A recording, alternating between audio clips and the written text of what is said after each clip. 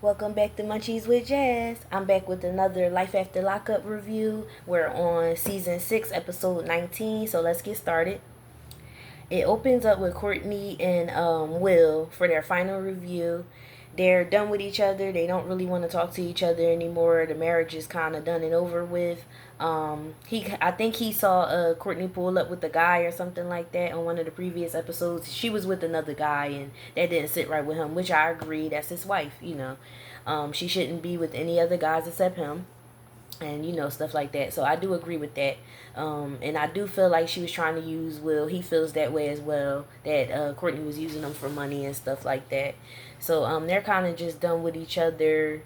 Courtney seems like she kind of takes everything as a joke, kind of like laughing in his face about it and stuff. It's stupid. Like, them two just need to let each other go. I'm over it, they over it, everybody over it. So it's time to move on with them two, which I think that's the best thing. If it's not working out, it's not working out. It is what it is. They tried, it didn't work. So it is what it is.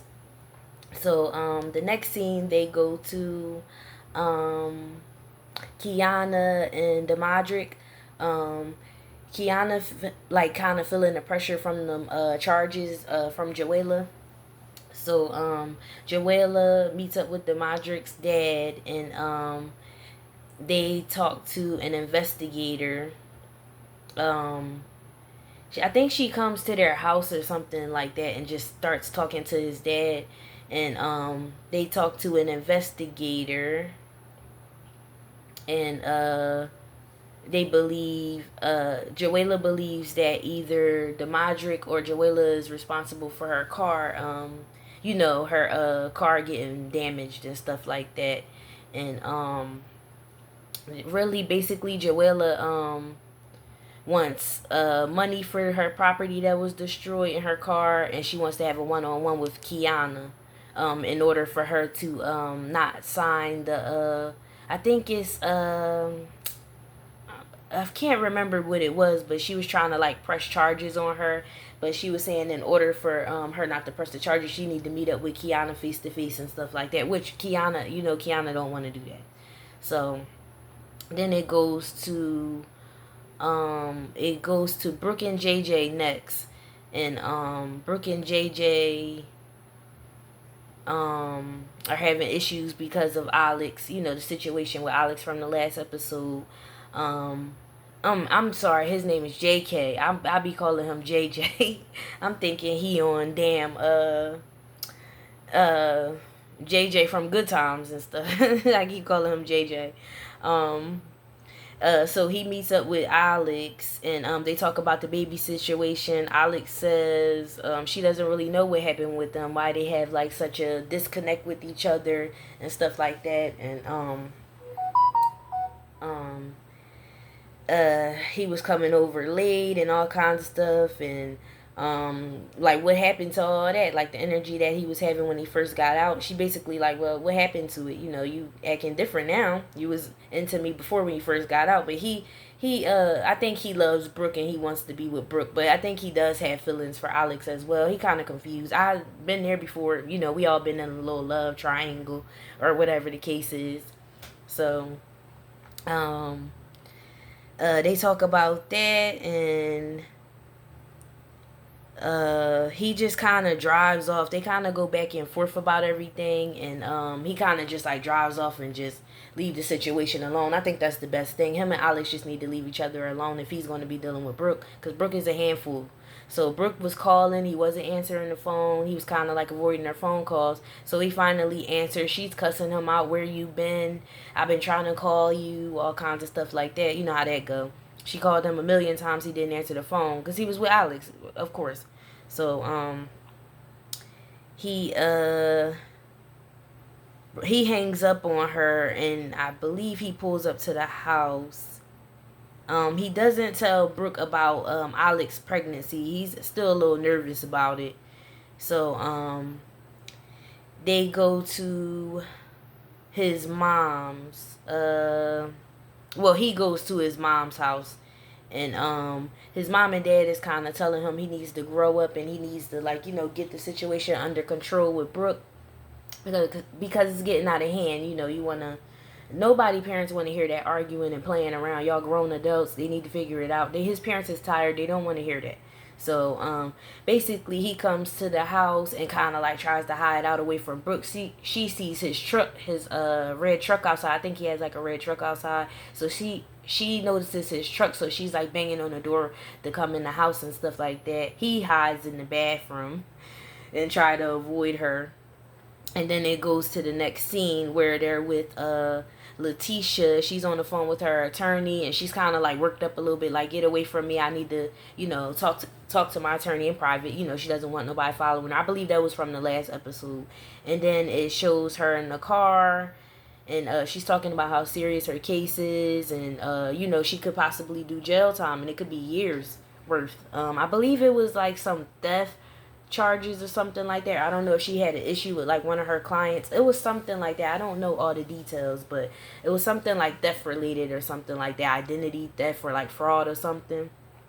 And it goes to her, and it shows them, her and the kids in the kitchen, and I forget her boyfriend's name, Keith, I think.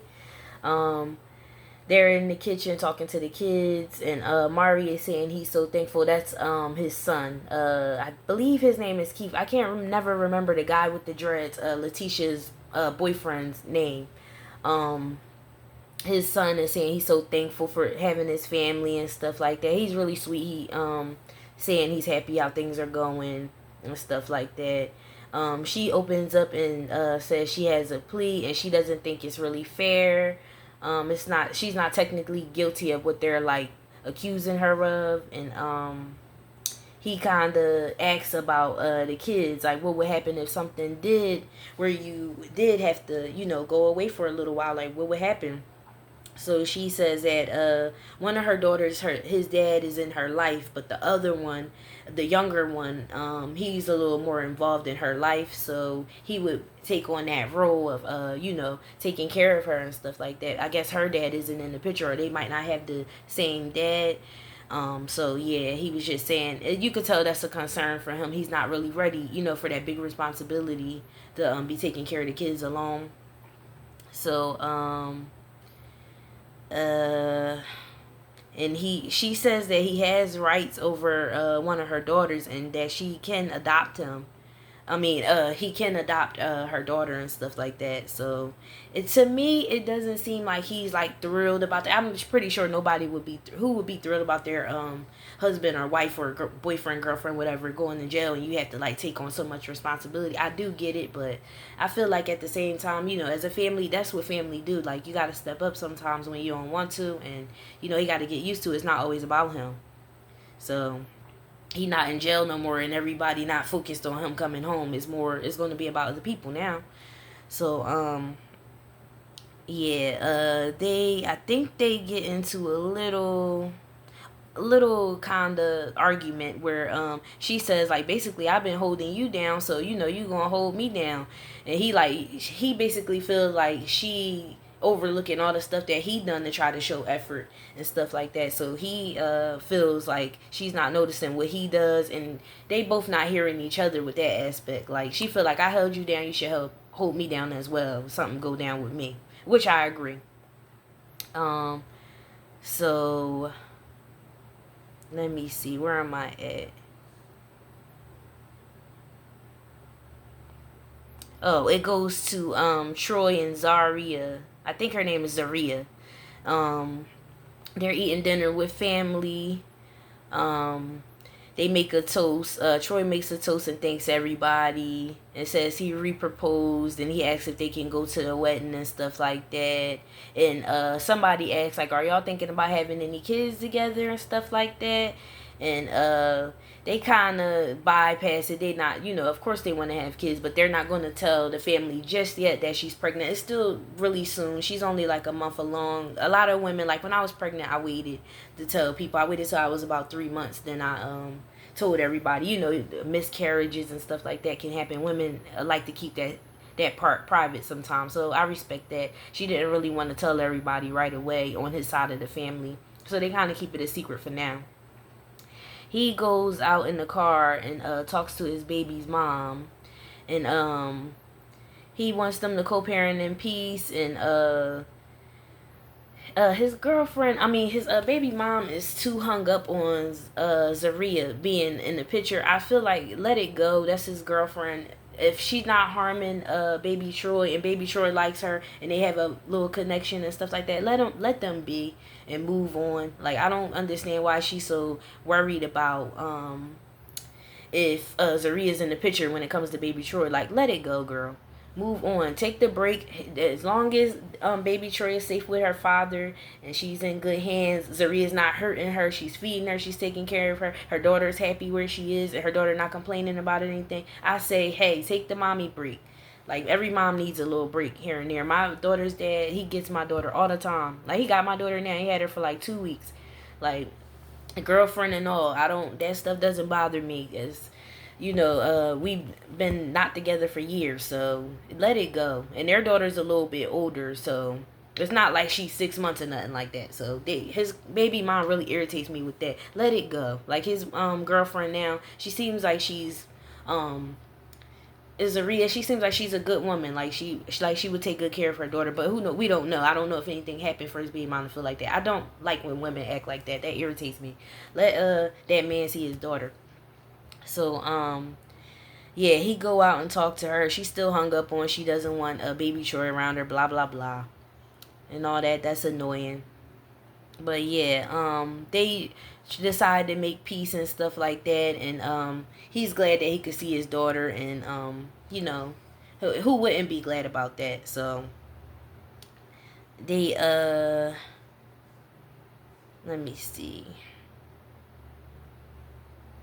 Oh yeah, his baby mom is saying this. She doesn't really want to deal with her because it isn't her daughter. It's Troy's daughter, and she should solely deal with Troy. But if Zaria's in the picture and she's in the household with her daughter and stuff, she should be included as well. That's what I think. But I do agree.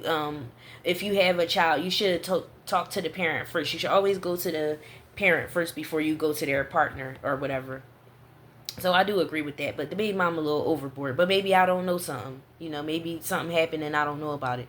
That's why she feels so strong about it. Who knows? So the next scene, they go to Justine and Michael. It goes to that scene in the last episode where he gets a little mad because she says like she can pay for her portion of the wedding, like anything pertaining to her she can kind of pitch in, and it kind of pissed him off a little bit. He kind of walked away from the table. He says he feels like a failure, and like he has to have money to provide a good wedding. He feels pressure. So excuse me, my stomach growling. I hope you can't hear it. I'm so hungry. Munchies with Jazz not ready yet. Dinner will be ready later. I'll put a video up. Make sure y'all check out my cooking videos as well. They are original recipes and stuff like that. Stuff that I cook on my own. Thinking about coming out with some stuff too, like some seasonings and some sauces and stuff like that, and just see how it goes. I'm just trying to do some different stuff. I would like you guys to support me. I need the help. So and I'm more than glad to help anybody. Support it. A like button, take 2 seconds. Hit the like button, the follow button. Let me know. In the comments, you can always leave your Instagrams, YouTube pages, and stuff like that, and I'll follow you guys. It's not a problem. We can all help each other.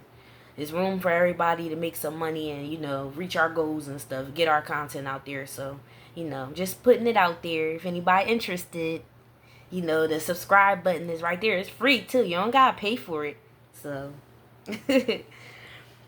alright, so he just feel like Michael feel like he coming up short with the wedding, and he feel the pressure and stuff like that. I understand that. As a man, you wanna, provide. That's how men are. They wanna be able to provide and take care of everything on their own. He doesn't want his wife pitching in with the wedding. I agree with that. I understand that. So I understand why he's feeling like that. He wants to find a solution to work some things out. And he kind of storms off when they talking about everything at the table. It just seemed a little suspicious. I want to know like what he got going on, why he's so tight up with money, like why he not, I don't know. Like, it's just something going on with that. So, I don't understand. But I guess we'll find out as time go on. We just got to keep watching. So let's see. Um, then they go to Kiana and Demadric again. Kiana is over the meeting with Joella. She doesn't want to meet with her like at all. She not interested, and I understand why she wouldn't. If you wrongfully accused of doing something that you didn't do, why the hell would you want to meet up with the person accusing you and stuff like that? I understand both of them. Like, I understand why both of them feel the way they feel. So Kiana is basically not. They asking like, would you be willing to meet up with Joella and stuff like that, and she she doesn't want to. So she's being charged with a misdemeanor, and it's kind of up to Joella for those charges and stuff like that to either be applied or not. And she says it's a setup. Kiana, she just feel like Joella just trying to set her up and get her in the jam, So she's not feeling Joella at all. She's not feeling the meeting at all. The next scene, they go to Letitia. She says she's just going to take the plea, and the judge just has to accept it, and or she will face 15 years, I believe. And they kind of go back and forth, her and Keith. I'm so sorry if that's not his name. His name is Keith. I'm not sure. The guy with the dreads that dates Letitia, they was kind of going back and forth, just basically about the same thing. Like, she feeling like he not really holding her down and stuff like that. Like, she feel like he and I agree. I get a vibe from him. I just don't know what it is. Like, he can't be trusted or something like that. I don't trust nobody. So you can't. I don't trust no damn body. It don't matter who it is. So it could just be me. Like, I don't know, but.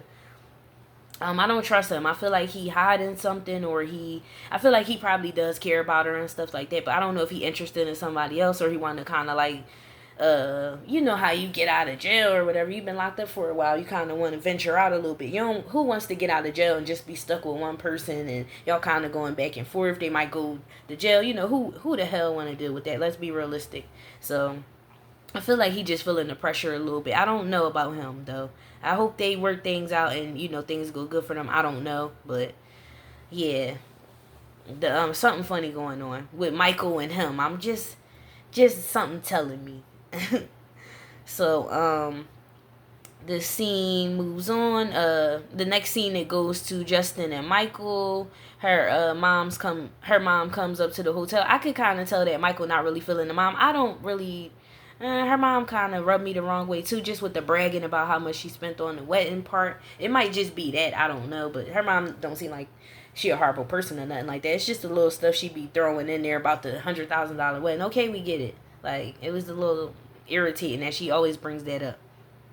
Everybody don't have $100,000. Let's be real. Some people don't want $100,000 wedding. I know if I ever get married, we can sign some papers or whatever, have a party, save that $100,000 and go on a damn trip, take our kids or whatever, do something with the family, whatever the case is. You don't have to have a big wedding for one damn day. $100,000, she could have invested that money and damn got married at the courthouse, and it would have been the same damn effect. I hope they still married. Shit, I hope she's still with the husband, because $100,000, that's a lot. So, but yeah, it goes to them, and let me see. They talk about the venue. She wants her mom opinion, and her mom and her kind of clash a little bit, because Justine, it's like she blames her mom. Her mom feels that she blames her for her father leaving back in the day, and they don't really have a good relationship, Justine and her father. I guess he was kind of like in and out of her life. Like, she doesn't have good memories of her father. I thought that was sad. She said he was supposed to come to a father-daughter dance or something like that, and he kind of just like left her hanging. Like, he didn't even really stay for the dance and stuff. I was like, wow, like that's horrible, that's sad. So what else? Yeah, let me see. I gotta rewind. I had to like look at my notes a little bit. I had to put them on my other phone. Well, I'm using my mom's phone. I had to take notes on my phone, but I can't look at the notes on my phone and give the review. So I had to do a little video of my notes on my mom's phone so I could see what I wrote. Because I can't close out of the video, look at my notes, come back. It's just too much. I'm old, I'm tired, I don't feel like it. So I just put it on my mom's phone and just looking and reading it to y'all. So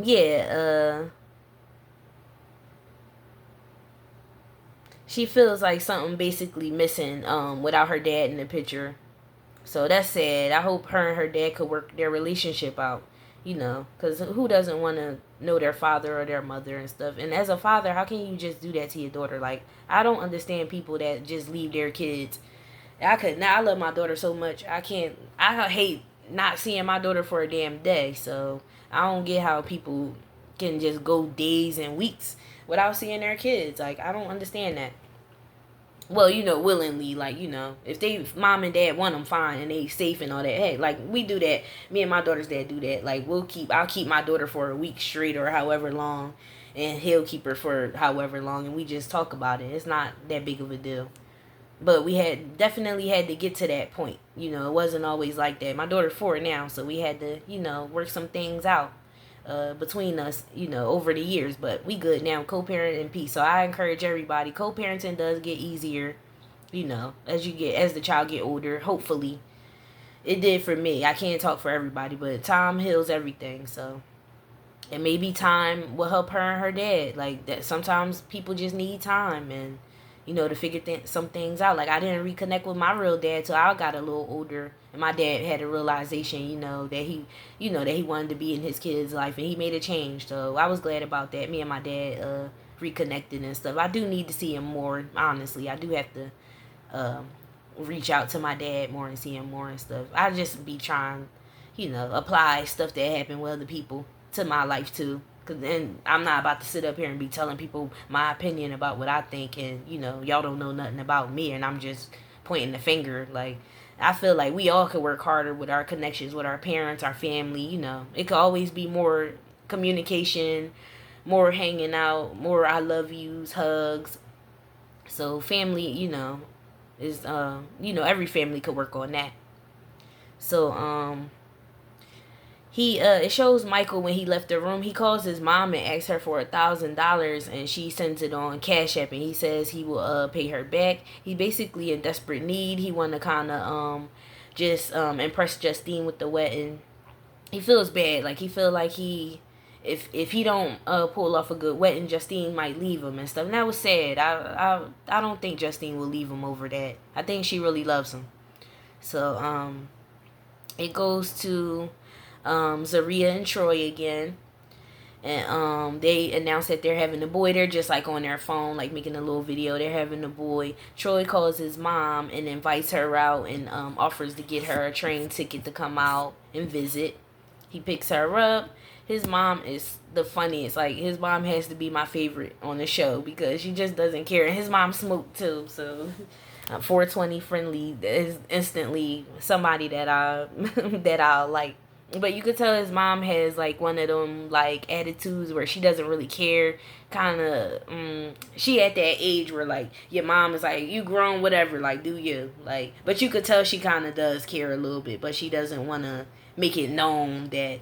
And it doesn't seem like she likes Zaria a lot. It seems like she'd rather him be with somebody else or something. I don't know. It just, I'm so sorry. My stomach is growling. I hope y'all can hear it.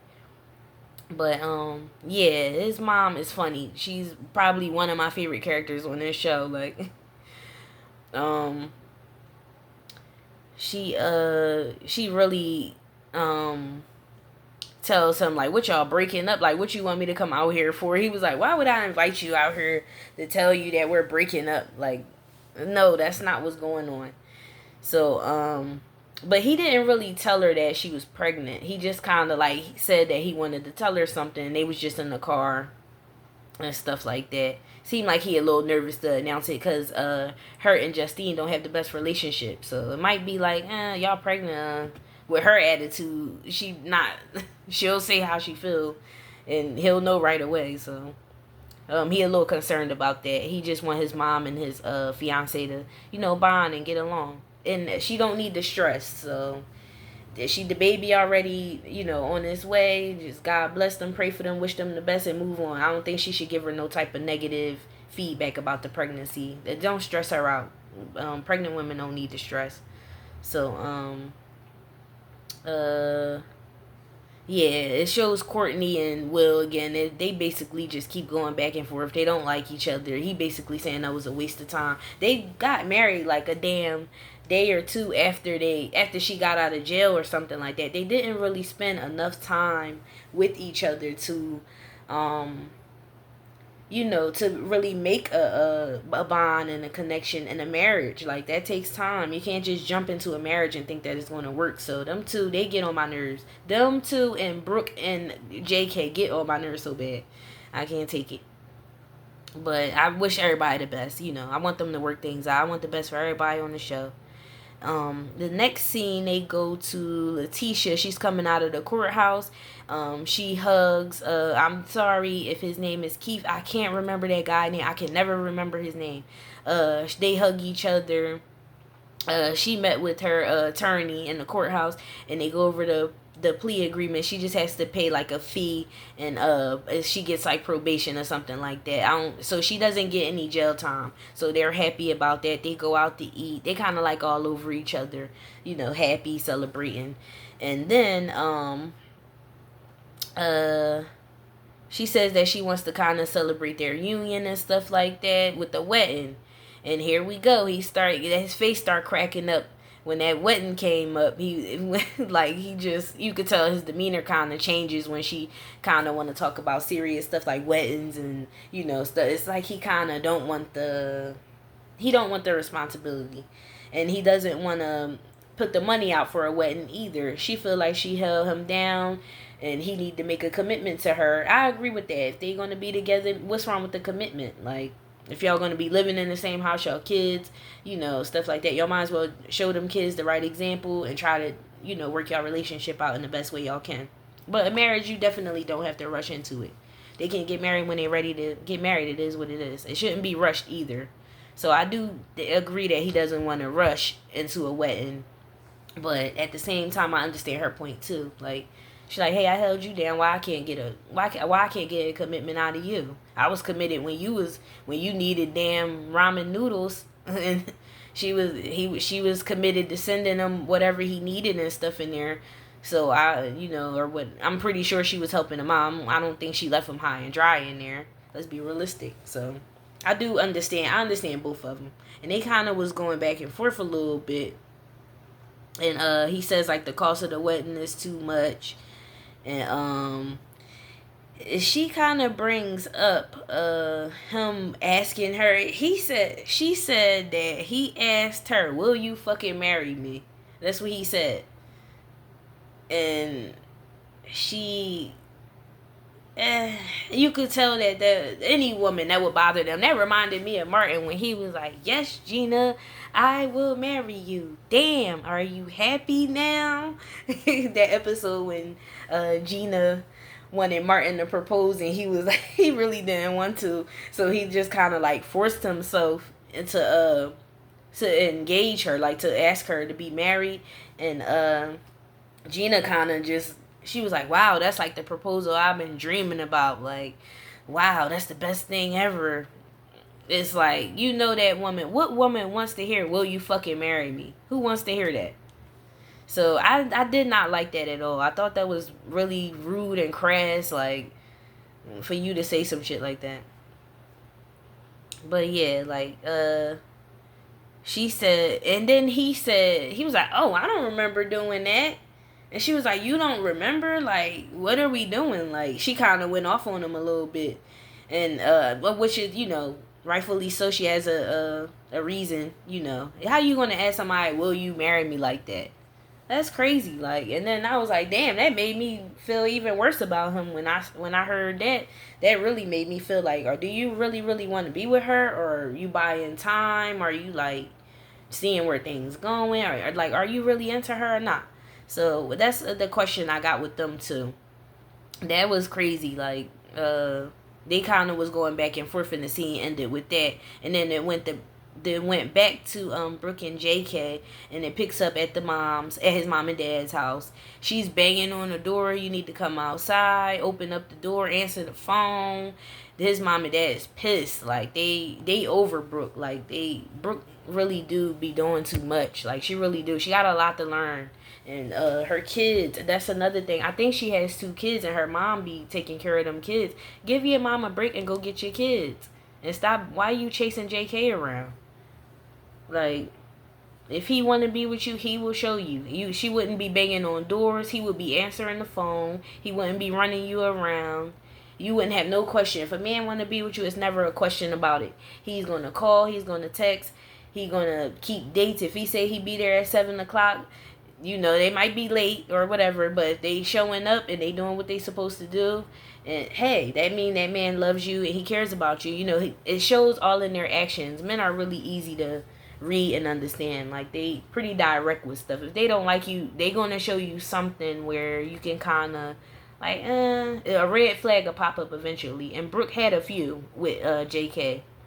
And she has anger problems and stuff. He lived with his parents. You shouldn't be barging into his parents' house. They telling her to keep it down and chill. They just been at work all day. They tired. They older. They an older couple, Don't nobody want to hear no banging, and on their front door, a girl acting crazy. And, what parent wants their child to be going through that, grown or not? Like, you don't want your child in a toxic relationship. And if it was flipped on Brooke and Brooke's mom and dad, and he was banging on her door like that, they would, her parents would be highly upset. So I didn't like that. So she was banging on her door. She kind of like barges in, and they're telling her like, hey, like, you gonna speak to us? You gonna say hello? She banging on the bathroom door. She like, hey, oh, now you taking a shower with the door locked? Like, open up the door. So he opens up the door and he kind of escorts her out because she's being loud. And he escorts her out. He kind of lies and was like, oh, I just been chilling at home all day. Yeah. And she was like, no, you wasn't at home because I was calling you. Who was you with?